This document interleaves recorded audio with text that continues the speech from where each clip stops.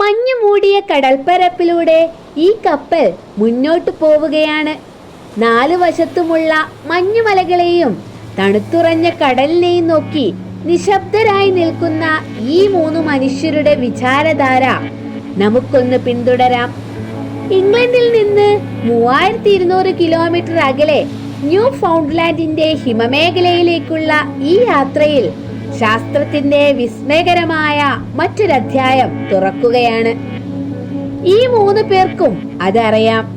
എന്നാൽ ലോകം അതേക്കുറിച്ച് കേൾക്കാൻ പോകുന്നതേയുള്ളൂ. 20-ാം നൂറ്റാണ്ട് പിറന്നതേയുള്ളൂ.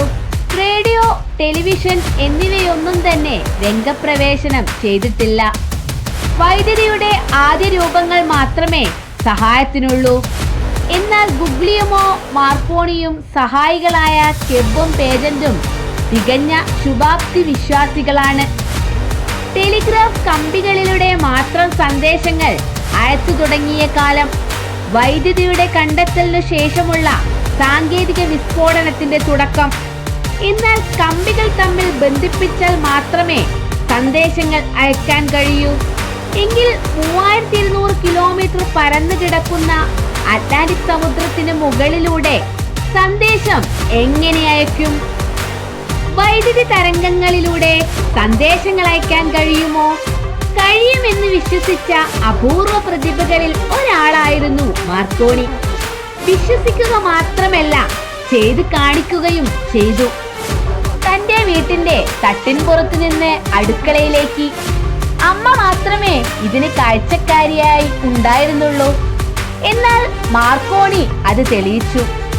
കമ്പികളില്ലാതെ വായുവിലൂടെ സന്ദേശങ്ങൾ അയക്കാം.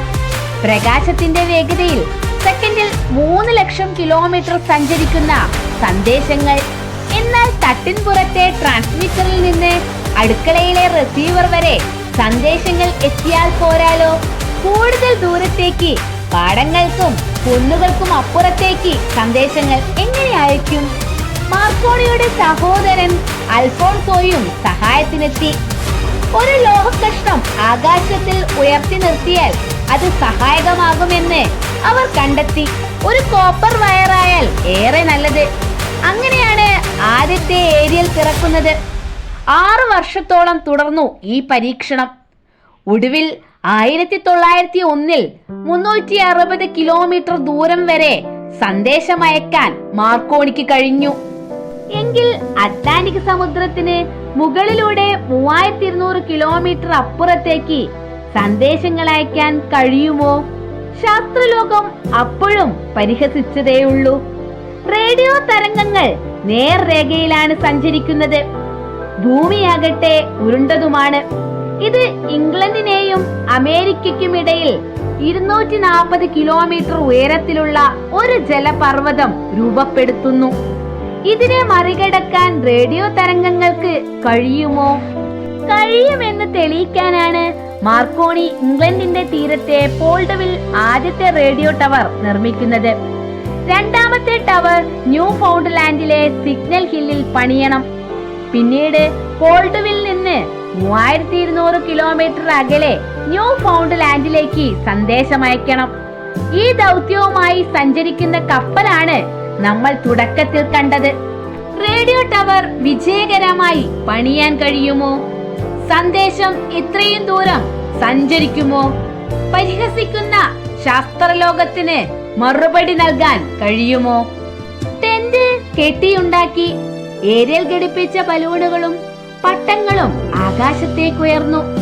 സന്ദേശം സ്വീകരിക്കാനുള്ള ഉപകരണത്തിന് ഒരു തെർമോമീറ്ററിന്റെ വലുപ്പമേയുള്ളൂ. ഇതിൽ വിവിധ ലോഹത്തരികളുടെ ഒരു മിശ്രിതമുണ്ട്. സന്ദേശവുമായി വൈദ്യുതി തരംഗങ്ങൾ എത്തുമ്പോൾ ഈ ലോഹത്തരികൾ ഒന്നിച്ചു കൂടും. വൈദ്യുതി പ്രവഹിച്ചു തുടങ്ങും. ഇതോട് ചേർന്ന് ഇവയെ വിച്ഛേദിക്കാനുള്ള ഒരു ടാപ്പറുമുണ്ട്. വൈദ്യുതി പ്രവഹിക്കുന്ന ഉടൻ ടാപ്പർ പ്രവർത്തനക്ഷമമാകും. പ്രവാഹം നിലയ്ക്കും. സന്ദേശങ്ങൾ വരുന്ന മുറയ്ക്ക് വൈദ്യുതി പ്രവഹിക്കുകയും നിലയ്ക്കുകയും ചെയ്യും. ഇപ്രകാരം വേണം മോഴ്സ് കോഡ് സന്ദേശങ്ങൾ ഒഴുകിയെത്താൻ. സജ്ജീകരണങ്ങളെല്ലാം തയ്യാർ. പോൾഡുവിൽ നിന്ന് ആദ്യത്തെ മോഴ്സ് കോഡ് സന്ദേശം യാത്ര തുടങ്ങുന്നു. കമ്പിയില്ല കമ്പിയിലൂടെ ആദ്യത്തെ ആകാശയാത്ര. പ്രക്ഷുബ്ധമായ തിരകൾക്ക് മുകളിലൂടെ, കാർമേഘങ്ങൾക്കിടയിലൂടെ, മിന്നൽ പിണരുകൾ സൃഷ്ടിക്കുന്ന തടസ്സങ്ങൾ മറികടന്ന് ഹിമാവൃതമായ ന്യൂ ഫൗണ്ടിലേക്ക്, ഏരിയൽ വഴി സ്വീകരണിയിലേക്ക്.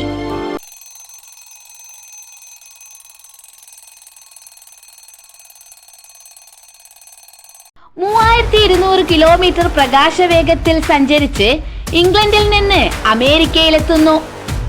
ആശയവിനിമയ ചരിത്രത്തിൽ മറ്റൊരു കുതിച്ചുചാട്ടം യാഥാർത്ഥ്യമാകുന്നു. മാർക്കോണിയുടെ പേര് ശാസ്ത്രചരിത്രത്തിൽ സുവർണ ലിപികളിൽ രേഖപ്പെടുത്തപ്പെടുന്നു. നേർരേഖയിൽ സഞ്ചരിക്കുന്ന റേഡിയോ തരംഗങ്ങൾ എപ്രകാരമാണ് ഈ വലിയ ദൂരം താണ്ടിയത്? അന്തരീക്ഷത്തിൽ ഉയർന്ന പാളികളിലൊന്നായ അയണോസ്ഫിയറിന്റെ സഹായത്തോടെയാണ് മാർക്കോണി തന്റെ പരീക്ഷണം നടത്തിയത്. ഇംഗ്ലണ്ടിൽ നിന്ന് അയക്കുന്ന സന്ദേശ തരംഗങ്ങൾ മുകളിലേക്ക് ഉയർന്ന് അയണോസ്ഫിയറിൽ തട്ടി താഴേക്ക് പ്രതിഫലിച്ചാണ് കടൽ കടന്ന് അമേരിക്കയിൽ എത്തുന്നത്. അയണോസ്ഫിയർ ഉണ്ടായിരുന്നില്ലെങ്കിൽ ഇത് സാധ്യമാകുമായിരുന്നില്ല. ശാസ്ത്രജ്ഞർ ഇതേക്കുറിച്ച് പ്രവചിച്ചിരുന്നു. എന്നാൽ ധൈര്യപൂർവം പരീക്ഷിക്കാൻ ആദ്യം ഇറങ്ങിയത് മാർക്കോണിയാണ്. ഈ ധീരതയാണ് മാർക്കോണിയെ മാർഗദർശിയാക്കിയത്. എന്നാൽ മാർക്കോണി തന്റെ ആദ്യ പരീക്ഷണങ്ങൾ നടത്തുന്നതിന് മുമ്പ് ഈ രംഗത്ത് പുതിയ പാത വെട്ടിത്തുറന്ന ഒരു ഇന്ത്യൻ ശാസ്ത്രജ്ഞനുണ്ടായിരുന്നു, ജഗദീഷ് ചന്ദ്ര ബോസ്. 1894 തന്നെ വൈദ്യുതകാന്തിക തരംഗം ഉപയോഗിച്ച് അകലെയായിരിക്കുന്ന ഒരു ഇലക്ട്രോണിക് ബെല്ലിൽ ശബ്ദം സൃഷ്ടിക്കുന്ന പരീക്ഷണമാണ് ബോസ് ആദ്യം നടത്തിയത്. ഇതിന് ഒരു വർഷം മുമ്പ് 1893 നിക്കോള ടെസ്ല നടത്തിയ റേഡിയോ കമ്മ്യൂണിക്കേഷൻ പരീക്ഷണവും വിജയകരമായിരുന്നു. 1896 ബോസ് ലണ്ടനിൽ ഒരു പ്രഭാഷണ പരമ്പര നടത്തി. അതിനിടയിൽ മാർക്കോണിയെ കാണുകയും ചെയ്തു. ടെലിഗ്രാഫിൽ താൻ നടത്തിയ പരീക്ഷണങ്ങളെ വാണിജ്യവൽക്കരിക്കാൻ താല്പര്യമില്ലെന്ന് ബോസ് പ്രസ്താവിച്ചു. തന്റെ പരീക്ഷണ ഫലങ്ങൾ ആർക്കും പ്രയോജനപ്പെടുത്താം. 1899 ലണ്ടനിലെ റോയൽ സൊസൈറ്റിയിൽ ബോസ് ഒരു പ്രബന്ധം അവതരിപ്പിച്ചു. ഈ പ്രബന്ധത്തിലാണ് ഇരുമ്പ് മെർക്കുറി ഇരുമ്പ് കൊഹിയർ ടെലിഫോൺ ഡിറ്റക്ടറോടൊപ്പം എന്ന പ്രശസ്തമായ കണ്ടുപിടുത്തം അദ്ദേഹം വിശദീകരിക്കുന്നത്. മാർക്കോണിക്ക് മുൻപേ റേഡിയോ പ്രേക്ഷണത്തിന്റെ ആദ്യ രൂപം ഇന്ത്യൻ ശാസ്ത്രജ്ഞനായ ജഗദീഷ് ചന്ദ്ര ബോസ് അവതരിപ്പിച്ചിരുന്നു എന്ന് ലോകം ഇന്ന് അംഗീകരിക്കുന്നു. ലോക വിജ്ഞാന സരണിയുടെ അനർഘ പൈതൃകത്തിന്റെ തുടർച്ചയാണ് താൻ എന്ന് ബോസ് വിശ്വസിച്ചു. വിജ്ഞാനത്തിന്റെ വാണിജ്യവൽക്കരണം അദ്ദേഹം വെറുത്തു. ഇന്ന് റേഡിയോ കണ്ടെത്തിയതായി ലോകം അംഗീകരിക്കുന്ന നാമം മാർക്കോണിയുടേതായേക്കാം. എന്നാൽ ശാസ്ത്രാന്വേഷണത്തിന്റെ സുദീർഘ പാതയിൽ ബോസിന്റെ പേര് സുവർണ ജ്വാല പോലെ തിളങ്ങി നിൽക്കും. നാം ഇന്ന് കാണുന്ന തരത്തിലുള്ള റേഡിയോ പ്രക്ഷേപണത്തിലേക്ക് ഇനിയും ഏറെ ദൂരമുണ്ട്. എന്നാൽ ഈ ആദ്യകാല പരീക്ഷണങ്ങളുടെ പ്രായോഗിക രൂപങ്ങൾ ഇന്നും ആധുനിക ലോകത്തിന്റെ അടിത്തറയായി തുടരുന്നു. പോലീസ്, വയർലെസ്, എയർക്രാഫ്റ്റ് നിയന്ത്രണങ്ങൾ, ശാസ്ത്രീയ പരീക്ഷണങ്ങൾ നടത്തുന്ന വിദൂര പരീക്ഷണശാലകൾ എന്നിവിടങ്ങളിലെല്ലാം റേഡിയോ ടെലിഗ്രാഫിയുടെ അടിസ്ഥാന പാഠങ്ങളുണ്ട്. വീഡിയോ ഇഷ്ടപ്പെട്ടാൽ ലൈക്ക് ചെയ്യാൻ മറക്കല്ലേ. Then I will stop and see you again. Bye.